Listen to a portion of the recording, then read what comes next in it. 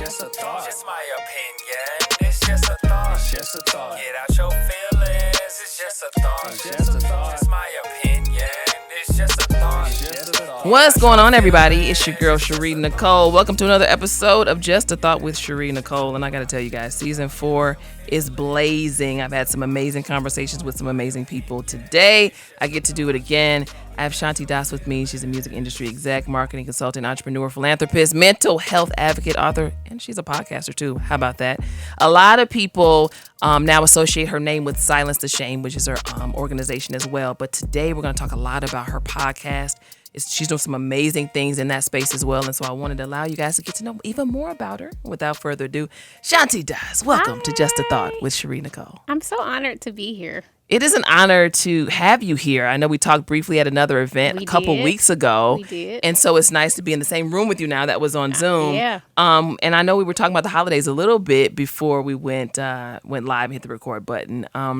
For you, and I mentioned seasonal kind of depression stuff with you a couple weeks ago. How are you faring in this particular season of the year? And what's something that you're kind of working through? Or growing through, as I like to say it. Yeah. Thank you again, Shari. It's an honor. So I am excited for the holidays because I am that Hallmark Channel girl. Child, I started watching Christmas movies at the end of October. And then like my fall decor, harvest decor is put up at the end of August. So yeah, I'm that girl. Is your Christmas tree up? I have 5 trees up. Wait, what? I know. I have 5 trees. They're not like one big one and then like little ones throughout the house. Anyway, so yeah, I have a winter wonderland home. I call it Black Santa Land because I have black Santas all over my house, and I collect them every year. So that makes me happy. It really also, on a serious note, it helps me get through this season because I lost my sister unexpectedly 4 years ago, and then my mother passed 2 years ago, and I was her caregiver. She had Alzheimer's, and before that, my sister was the caregiver. Yeah, so the holidays for me are different. Yeah. But I'm grateful for the friends and family that I do have left. I have been a little anxious. I do think I need another therapy session. So I was in therapy probably 1.5 years after my mom passed, and then this year I didn't need it as much, thank goodness.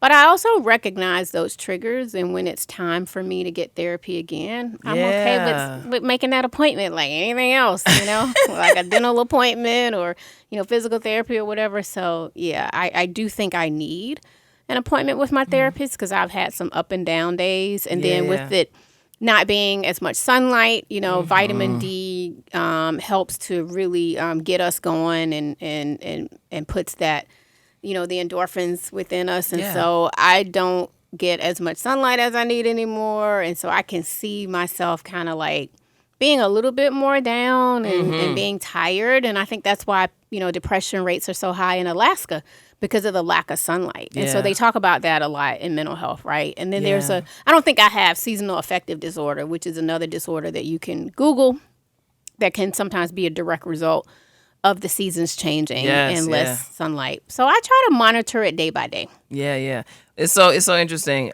A lot of the stuff you just said, I say the same thing to myself. I'm saying it right now, like just kind of monitoring and checking in with yourself. And, I tussle up and down during this time of year as well. So, and for all the aunties and mamas out there, I'm also going through menopause. And that gives you brain fog and depression also. So you add that on top of it. So as a Black female, wellness is at the top of what I do and at the top of my mind every day. So I have to really be intentional about how I pour into myself based on what I'm feeling. Yeah, let me ask you this question before we jump into this amazing podcast of yours and some other really fun things.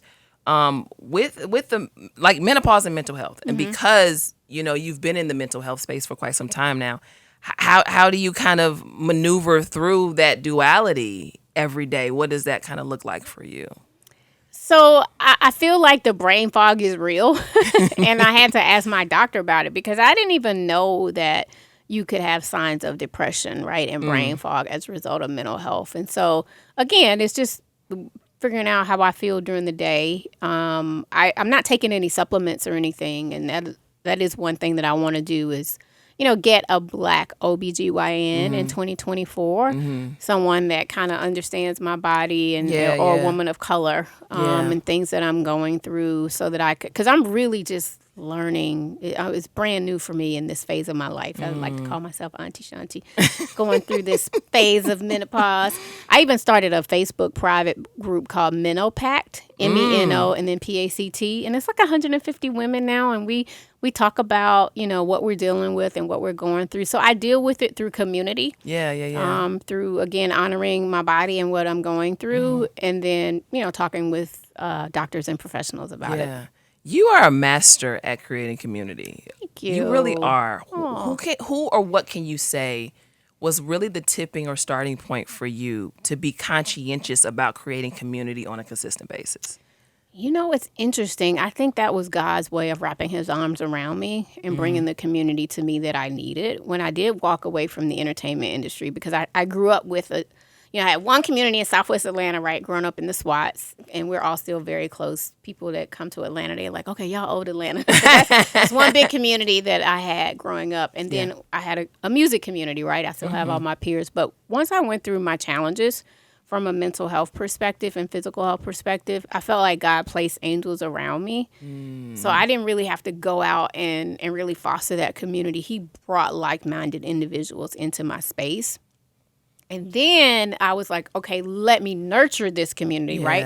Let me water that tree, right? Or water those seeds, right? That he planted in my life, if you will. And so now I have these great trees and branches of community all around me now. But it was really him planting those seeds in the soil of my life that allowed me to be vulnerable enough to accept the community that he was putting around me. Hence, that's why Silence the Shame started with all these volunteers. And that's why even now with the Mibo Show and the movement is just, I'm going back into my music community and some of my other communities that he just kind of brought together in like a full circle moment for me. Yeah, you mentioned music community. Hip hop 50th year anniversary. It's a really, really big deal. And you've been so close to the music industry and just music in general for such a long time. How special is this particular time in history for you? And then how are you integrating, how special that is in your connection to hip hop with some of the other projects you're working on, including your podcast? Absolutely. So one, I feel like I'm 52. And so for hip hop to be turning 50, it feels like a member of my family because I essentially grew up, right, with the genre and within the culture. And as a kid, I used to have the turntables I had a turntable in my room and I was like, are you on the ones and twos? No, I can't. Let me rewind. I had a turntable. So I love 12 inches. I had friends, family members that worked at other stations and different record companies, and they would provide me with the 12 inches. And so I was just really loving everything about hip hop and culture and, everybody from, Sugar Hill Gang to KRS-One, LL Cool J, Run DMC, big fans of all those folks. And then growing up in a city like Atlanta, people like MC Shari, Mr. College Park as a DJ, Mojo, all these other wonderful greats, and Raheem the Dream, really just, I felt like they were speaking to me, and it was something that I could relate to. So seeing hip hop turn 50, it's just been really special for me, and to have been a part of the culture. For those of you that don't know. Let them know. Let's show us the receipts right now. I'm ready. I had a really awesome career in the entertainment industry. My first job was working Players Ball from Outkast. And shout out to Big Boy and Dre, and Andre 3000 has a new instrumental album. But it's been an awesome run for me, and I was there at the Source Awards in 1995, the night that Outkast said, those infamous words, the South got something to say. And so it really is. It's like a family member celebrating a birthday. Yeah. And so to really have been front and center in a lot of iconic moments in hip hop, whether it was concerts or, different tours and promo things that we did, it was just a blessing. And so I always felt like I was a child of the culture, whether it was what I did for work, how I dressed. I'm a sneakerhead. I love everything about it. And so, it's been a blessing to see how the world has really acknowledged an art form and a genre that a lot of people said wouldn't last. Yeah, and that it was just a fad. And now hip hop, in my opinion, has surpassed most genres. I think it's probably the most recognizable genre globally Yeah. than any other genre on the planet. Yeah. You just preached. I don't have anything to come behind that with other than let's talk about the Mibo Show. And I'm trying to figure out in my mind like how you have so much time to like you have so much going on. It's a lot. How in the world did you find the time and space to now put together a podcast and also for you with all the other, again, communities that you've already established, that you continue to foster, how were you in a position to be able to create that same thing with this podcast? Well, thank you, Shari, for that question. So initially, I was trying to figure out something I could do on my own. I had my gallbladder removed 2 years ago, and I was really sick. I was in the hospital in the emergency room on 2 different occasions and didn't really know what was wrong. I think I was misdiagnosed. And having a gallbladder removed is, fairly common. A lot of people in the African-American community have that procedure done. It's pretty non-invasive. But if left not untreated, it can be really serious. And I think mine had gotten to the point where it was untreated. And for me to have to be in the emergency room a second time. Yeah. And as a Black woman, I'm like, okay, I was there by myself. I had to advocate for myself. They weren't really checking for me. And so long story short, once I found out what needed to be happened, I decided to go to another hospital. And once I started getting back physically healthy, and you got to remember this was after my mental health challenges. So I was like, okay, so I used to think that, having the huge job, in the career and the title, that was the quote unquote bag. No, health is the real bag. Yes, it is. And so I said, what can I do that will couple, mental health and physical health, and for me to be able to really support my community in another meaningful way. And then the conversations around Hip Hop 50 started happening. And so long story short, I had lunch with 2 ladies from Johnson & Johnson, Shalina and Antoinette.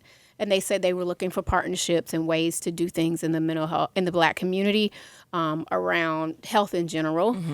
And health disparities, and to be able to provide resources. And so I was like, well, I have this, new idea, and it's called the Mibo Show. I want either my own podcast or IG Live or something. And so they loved it. And I decided to dedicate season 1 to Hip Hop 50 because I felt like a lot of hip hop artists have unfortunately, passed away over the years to various issues, whether it was heart disease, diabetes, mental health challenges, and so forth. And so to me, it was kind of like the perfect storm there. Yeah, for sure. And so I reached back in that Rolodex from the music industry, and the rest is history. So we have 8 episodes out right now, and we've had Dougie Fresh on the show talking about his nonprofit, Hip Hop Public Health, and all the great work that they're doing around stroke prevention and other health challenges in the Black community. I had DMC from Run DMC, who talked a lot about his suicidal ideation. Wow. I had Eric Sermon from the almighty group EPMD, and we did a live podcast session in New York City. It was so dope. Love that. We had about 30 or 40 people who came out, and he spoke very candidly about, his heart attack that he had over 10 years ago. David Banner was on there talking about mental health. Charlemagne. I had Big Tigger, who represents the Atlanta Hawks, and I know is on another station in the market, but he talked about hip replacement in hip hop. Wait, what? Like a lot of people don't even know Big Tigger had a hip replacement. I didn't know that, and that's a serious operation. It is, but he talked about it, and he came out, shining colors on the other side. But it was so important, because we're always on the go, and we don't think about our joints and other body parts and how that can affect us when we're so, we're living and working in these high-paced jobs and industries. For sure. I had Roxanne Shante on there talking about eye health. Think about it, girl, like glasses. Shanti, let me tell you something. I'm a -6 in both eyes. If I don't have these contacts in, I'm basically legally blind. Eye health. I get it. You got to listen to that. And she was hilarious and fantastic. And then we had Yo-Yo and MC Light. So it's been really humbling to see my peers who, some of them I can call them friends, and some of them are just icons that, I respect. And luckily, they respect me and were gracious enough to be a part of it. And so it's been beautiful. We are growing the audience, but I think it's such important content and such important work. And that's why I really appreciate, Johnson & Johnson for allowing us to create these safe spaces so that we could hear personal shared experiences for sure. around various health issues, and then for them to be able to provide the resources that we need for the community. It's beautiful. And I really feel like I want Shanti. Well, I want people to when they think of Shanti Das to think of someone that lives at the intersection of health and culture, no matter who it is. And so we're hoping to have, God willing, season 2 where we can open it up to athletes and politicians and other singers from other genres, because that's the one thing health is like the ultimate equalizer. Yes, it is. We all have mental health. We all have physical health. And we're all going to deal with something, or either our family members are, right? And so I just want to be that health advocate that's out here changing the narrative and helping to, dispel health inaccuracies, right? And health disparities within the Black community, and hopefully fight, for better health care, better health outcomes for our community. Yeah, absolutely. You mentioned all these really profound conversations you've had on the Mibo Show, and this might be a tough question to answer, but I do want to ask you this. Sure. Is there one conversation that you have had so far on the show that stuck with you in a way that none of the others did, and why? That's a great, they've all been so good. I think one of the ones I was really moved by was Eric's sermon. Because, heart disease runs rampant. Yes, it does. In the Black community, and so many of either our family members, even my own brother suffers with heart disease. And so the way he talked about it, and he really had no idea that he was having a heart attack. And I'm just so grateful that he got the help that he needed, because he might not have been here. Wow. But for him to open up and share something so very personal about that, just that whole experience, it really moved me, and it almost brought me to tears in the conversation. So y'all, please check that out. You can binge watch either on YouTube or binge listen to the Mibo Show. And it's Mibo, M-I-B-O. And if you want to know what Mibo means, it's M-I for mind and B-O for body. So it's just my way of combining, mental and physical health and the importance of it. What's the biggest thing you've learned about yourself, or what's come to light for you about you in doing this show? Oh, that's a great question. One thing I've learned about myself that was humbling for me is, and not that I guess, you hear stuff and people, they see you and they show you love, but it's really humbling for the support and the genuine love that I think that's out there for me, and especially with some of my hip hop icons that I grew up. And I was like, wow, y'all really, they were like, sure, whatever you need. And it was just a moment of gratitude for me, because people don't have to do anything for you. And it just showed that God's love is all over my spirit, because the way people treat me and the way people respond to me, it's through love, and God is love. Yeah. And so it's just God's hand over my life right now. And I feel like we're really close to getting more listeners and viewers. I feel like God is not going to bring me this far. And I feel like the Mibo Show is important enough, and again, with Johnson & Johnson believing in it, I feel like it's going to get out to the masses. But it's been the love that's been shown. Shout out to BCW and Lauren and Cheyenne and Erica and the team over there who's been supporting us and helping us even get these interviews set up. Yeah.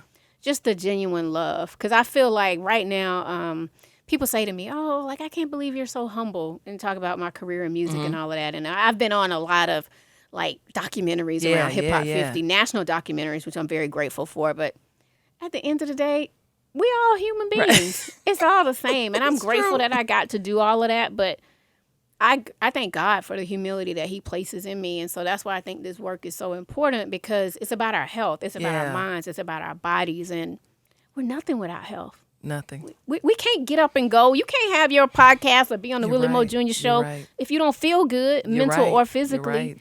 And so, it's been, God's favor and grace and mercy over my life, with the fact that I almost took my own life in 2015. But he was able to allow me to start Silence Your Shame, now to start the Mibo Show, and living the Mibo lifestyle is what I like to call it. Yeah. I try to get out and walk. I try to do something every day for my mental and my physical. And I might fall short. The days are shorter, too. It gets dark at 5:30. 6 o'clock, I'm ready to get in the bed. So you have to be intentional. But if I fall short one day, through his grace and mercy, I wake up the next day, and there's a new opportunity to get it right. And I want us to get it right in the Black community on mental and physical health.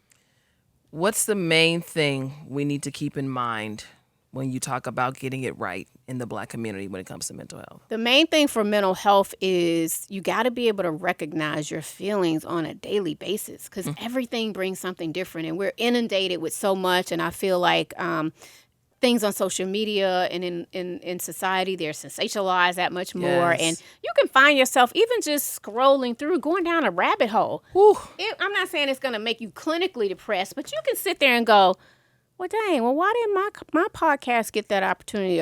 Or why am I not at this luncheon? And why am I not here? Like, yeah, I'm quote unquote Shanti Dawes, but I have those thoughts and feelings like anybody else. So I have to be intentional. You just have to monitor your thoughts and feelings. And then you also have to pay attention to your family members and your friends. I tell people, instead of saying to people, how you doing? Because they're probably going to say, I'm good, and keep it moving. Yeah. Say, no, how are you feeling? Because that's really going to hopefully open up a different type of dialogue. For sure. But if you do ask that question, then you got to be prepared for the answer, to sit and listen. Yeah. And from a mental health perspective, it's not that we necessarily want people to fix us. Sometimes we need that ear, right? We need somebody to kind of let us vent and talk to. But then also being able to keep yourself educated so you can have those resources in your back pocket. Yeah. If somebody that you love needs it, or if you need it yourself. That's why the work that we do at Silence or Shame is so important. And then physically, it's important that we go and get our physicals. Go get your checkups once a year. As women, I just got, my annual exam from my OB. Hate it. But you got to do it. But you got to do it. You know? And I'm not saying, be a hypochondriac about going to the doctors, because sometimes we can, try to self-diagnose ourselves or overdiagnose. And so you're not, wanting to make something wrong with you, but it is a responsibility. Even going to the dentist. I just had my teeth. I get my teeth cleaned 2 times a year now because I have crowding at the bottom. What people don't understand is sometimes with dental hygiene, it can lead to heart disease. Yes. People don't understand that. And so many things in our bodies, mentally and physically, they're connected. For sure. Right? You can have mental health challenges as a result of physical health challenges and vice versa. So I just want us to get educated around health and wellness to a point where it's a lifestyle. It's the Mibo lifestyle. Yeah. Right? It really is mind, body wellness, and it's a way of life. It's not a fad. It's not like, oh, we're just going to do, meatless Mondays, or I'm going to only go to therapy, once a month and do a wellness Wednesday. It's not a fad. Those are great reminders, right? And things that kind of help us market the way we think about wellness in our lives. But it really is a lifestyle, y'all. Like, you got to commit, to trying to be mentally well and trying to be physically well. And I tell people, nothing to be ashamed about. None of it. Mental health, diabetes. Oh, and we had a episode with Dr. Dre, who used to be on Yo MTV Raps. Not Dr. Dre the rapper, but Dr. Dre the TV host. He was very candid about amputation. He had to have, one of his limbs amputated from diabetes. And now he's doing things better to be here for his children. I mean, we're having some real conversations around health on the Mibo Show. And so that's why I'm so excited to share it with the world, and hopefully we'll gain, more followers and listeners, and people will pass it on to their community, so that we can all be well, right? That's all we want. Yeah. I just love how you're adding this element of a human touch to health. Thank you. Bring, a lot of people, to your point earlier, they look at celebrities as not human to a degree. So to have human moments with them and people can engage in that way. I just know, and I know it's already impacting and health, the masses, there's stigma around health conversations in general. For sure. We know there's huge stigma around mental health, but there's a lot of stigma even just around physical health. Yeah. Because we got these highlight reels, and all we want to do is show our best pieces of us. And there are some brave souls that might go through and survive, breast cancer and so many other things, and I applaud people for using their platform. Yeah. But not everybody's willing to do that. And that's okay. That's why we have the Mibo Show, so that those that are willing to share, and we do, right, wrong, or indifferent, we do look up to our celebrities, right? Yeah. And we think they have these exciting lives, but they're human too, and they go through a lot of the same things. So by them being vulnerable and sharing, we hope that it will inspire, right, those in the community to take care of themselves as well. Absolutely. So the Mibo Show, Silence the Shame. Shanti, you're all over the place. And I gifted you my 2 books. And I got. So I have my books? first book that I dropped is The Hip Hop Professional: A Woman's Guide to Climbing the Ladder of Success in the Entertainment Industry. And then my second book is called Silencing My Shame, and it's just my story and my journey to mental wellness. All of this, I ask people like you this question because I'm just fascinated by the answer. When was the last time you told yourself, "Good job"? Ooh, I love that. I think I'd let others do it. I don't know that I do a good enough job of patting myself on the back because I feel like I've always been taught that you should let others celebrate you. And that's pretty much how I live my life. That's why I come from just a humble place. Yeah. But I do encourage myself and I feel good and I can, quietly or personally reflect and say, that was good. But I'm my own worst critic, so I'm always pushing myself to go that much harder. And I'm always sitting down thinking I'm not doing enough or I should be doing more. And those are my own flaws that I recognize. I don't think I do it enough. And even with Silence the Shame, I'm like, well, we've come such a long way in a little over 5 years, almost 6 years. But I'm beating myself on the head like, what are we not doing? What can we do? We're doing more. And so I don't have kids. I'm not married. But I do have very supportive family members, friends, and colleagues. So I guess I let them say, job well done. And then me and my Father in heaven, I look to God for really all I need is God's approval. Yeah. And then he'll send little signs through his earthly angels to let me know that I'm doing good. So that's sufficient enough for me. Yeah, I'll let you know too. Job well done. Thank Job you. well done. I appreciate it. How can people stay connected with the Mibo Show? Yes. Silence the Shame.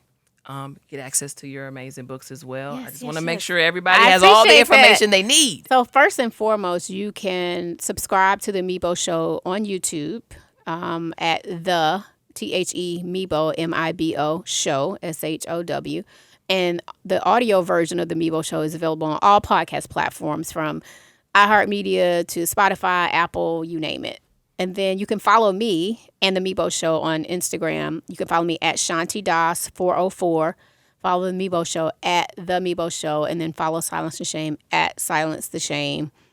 And you can buy my books, and just we're revamping my website for all things Shanti Das, www.shantidas.biz. I'm actually launching my own wellness apparel brand.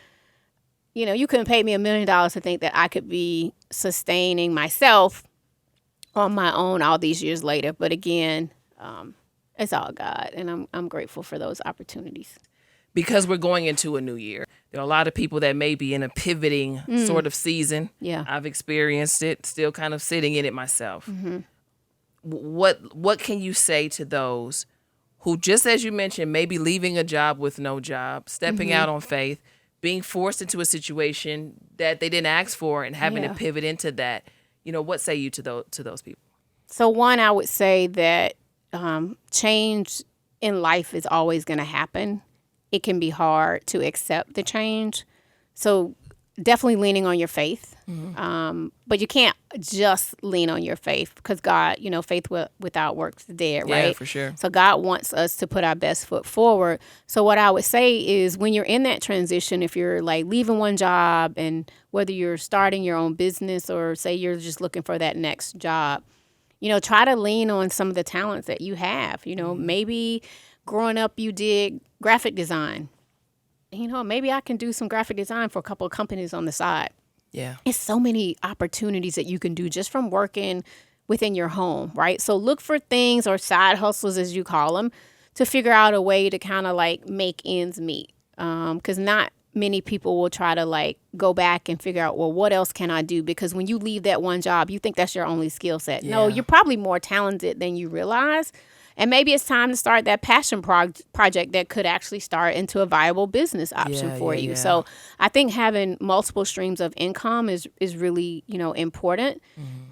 Even if you do have to go just take a regular job, like you got to humble yourself. I had to humble myself and get to a point where until I could figure out what that plan was or what God wanted me to do next, like I wasn't just going to go bury my head in the sand. I was going to use my time, my skills, and my talents to just do something else, even, like I said, even if I did have to humble myself. So Lean on your friends and family, right? Because they might be able to get you job opportunities or jobs on the side. Yeah. Go back into your wheelhouse, see what other talents that you have. And then just, get out there and network. Your net worth is really based on your network. So get out there, continue to network, and just, keep the faith. Keep God first. Keep the faith. And sometimes pivoting can be the best thing for you. Best and scariest. It can be very scary. Thing. And through that transition, I would say get yourself a life coach and a therapist. Because a life coach and a therapist, to me, can give you very, two different outlooks, right? And plans for your life. Your life coach can maybe help you through a lot of what you're doing from a professional standpoint and give you options and ideas and things that you didn't think about. Sure. And then your therapist can just help you and your mental psyche kind of stay on top of it and not really, get into that very dark place as you are going through that transition. So being able to talk through that with someone. So build up your squad and your team to help you through that pivot. Build up your team. You guys got a lot of gems. A lot of gems were just dropped. Okay. I tell people we're in basketball season. You can't have 5 people on the court, right? Every team has that. I mean, you can't have under 5 players on the court Correct. to actually start a basketball game. So who's in your starting 5 of life? We all need a starting 5 in our life, right? It could be a life coach. It could be your doctor that you lean on. It could be a therapist. It could be a bestie. It could be your spouse. But have 5 trusted people, that you can lean on both personally and professionally to help you through life. We all need a starting 5. You got me thinking. I got my starting 5, but you got me thinking like... Because you want people that's going to come from a place of empathy and not sympathy. Come on. You don't need nobody in your starting 5 to feel sorry for you. Shanti's preaching. We're not looking for sympathy. You're right. We need more empathy. Let's lead with love. So we need folks to love on you in your starting 5. And people that will also love you but push you. Yes, right? yes. People that can ask you the uncomfortable questions. That's why I love my mentor and my life coach, Shari Nycole. She asked me those. Love Dr. Shari Love Nycole. her. And she asked me those hard questions. Yeah. We need that too. Right? Because the starting 5 can't just be, softies. They got to be at the top of their game and be willing to ask those hard questions. We need that in our lives. You're right. Oh, but it don't mean that they don't like you. They love you. That's why they're going to ask you those hard questions. That's right. So if the people are not asking you hard questions, ask why they're there. They might like you and not love you and want to get something from you. So. Or they might love you, but they just might not be the right person for that job. So be really specific. And even you might have to pray and ask God to place those 5 people in your spirit so you'll know who to go to, right, before you get out there and it's on the court of life.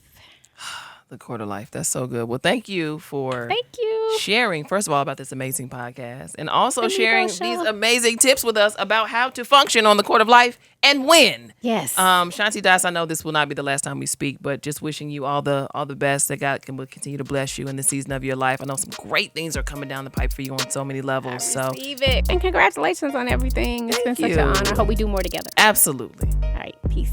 It's just a thought. It's just a thought. Just my opinion. It's just a thought. It's just a thought. Get out your feelings. It's just a thought. It's just a